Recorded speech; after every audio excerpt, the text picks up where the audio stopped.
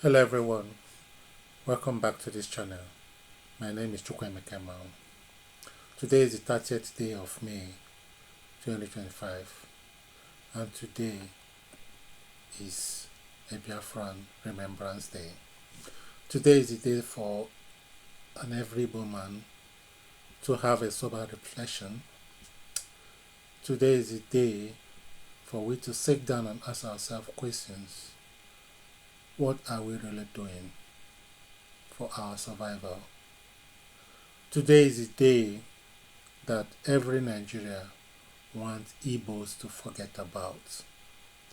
Today is the day that most Igbo politicians want Igbos to forget about and pretend as if it never happens.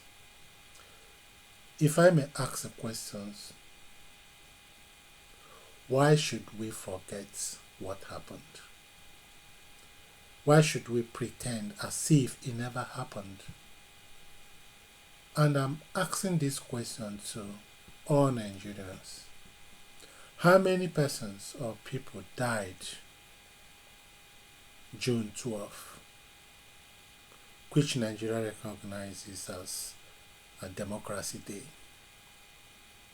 The day that the election was annulled by the North. How many Nigerians died? But every Nigerian wants Igbos to forget the death of over 3 million persons. Our pain is nothing. We have to shed our blood for Nigeria to be one. Igbos had to die for you to keep maintaining the existence of Nigeria. After all, it's the death of an Igbo man. We deserve to die. Is that it? Ask yourself these questions. Take a look at these photos. Take a look at these pictures. Take a look at this video and ask yourself, does Nigeria really worth it? Do we really need to die for Nigeria? Is it worth it? Is the question that everybody must answer. Take a look.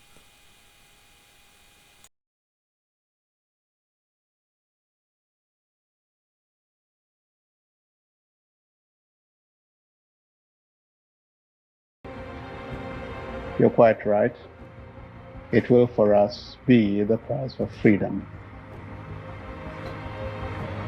Our people here have for a long time been prepared for this eventuality, and I am confident of their readiness. I think that when it does come, that the people on the other side would be surprised as to what they're going to get. And I'm confident that it will not last long. On the 6th of July 1967, Nigerian artillery attacked border towns of Obudu, Ogoja, Garkem, and Nsukka. This assault was codenamed Operation Unicorn. The strategy was to facilitate a quick capture of Enugu, the Biafran capital, which they confidently predicted would be achieved in a matter of weeks, if not days, thereby bringing an end to the action. The division consisted of 2 brigades comprising 3 battalions each. The 1st Brigade, commanded by Major Sule Apollo, the man who led the first assault on Biafra, was tasked with the capture of the towns of Ogugu and Nsukka, the latter being an important commercial center in Biafra. From there, the detached elements will be earmarked to push south and probe the perimeter defense of Enugu about 35 miles further south. It seemed clear that their attitude was originally to make a massive assault on the Soka area, the Ugoja area, so as to tie up all our troops and then to make an armored thrust through Nsukka direct to their number one objective, Lieutenant Colonel Ojukwu in Enugu. If you didn't know it, that's me. The 2nd Brigade, commanded by Major Martin Adamu, was tasked with bearing down on Enugu from the east, capturing the towns of Ogoja, Obudu, and Garkem in the process. The offensive was premised on a fairly simple plan that relied heavily on communication and coordination, and was based primarily on the expectation of minimal defense from the Biafran army.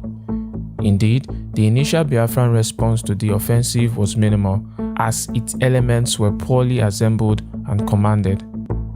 At the outset of the war, the Biafran army had a strength of between 5,000 and 7,000 men, with only a tiny minority armed with modern weapons. Although several officers had joined the Biafran army from the Federal Army, there were only a few of them in comparison with their Nigerian counterparts. Ojukwu took it upon himself to release all officers who took part in the first military coup from prisons stationed in the eastern region. This included Major Skanduna Nzegu, Emmanuel Ifejuna, Timothy Onwatuegu, Humphrey Chukwuka, and Lieutenant Colonel Victor Banjo, who was also imprisoned by Agwe Ironsi because of an assassination attempt. In the first few days of the conflict, the defensive Biafran army, made up of significant numbers of volunteers that were poorly armed, soon found themselves vulnerable to heavy artillery bombardment from the Nigerian forces. Finding themselves hopeless in the face of blanket artillery and mortar fire support, the defending Biafran troops from the 7th Battalion had no choice but to withdraw. On the 29th of July 1967, Major Chukwuma Kaduna Nzegu, the leader of Nigeria's first military coup, who had now been promoted to the rank of a Biafran lieutenant colonel, was trapped in an ambush and killed near Nsukka while conducting a 9th reconnaissance operation against the federal troops of the 21st Battalion under Captain Inuwa Bushishi. Even though Nzegu was technically an enemy soldier killed in combat, Gowon ordered his body to be flown to Kaduna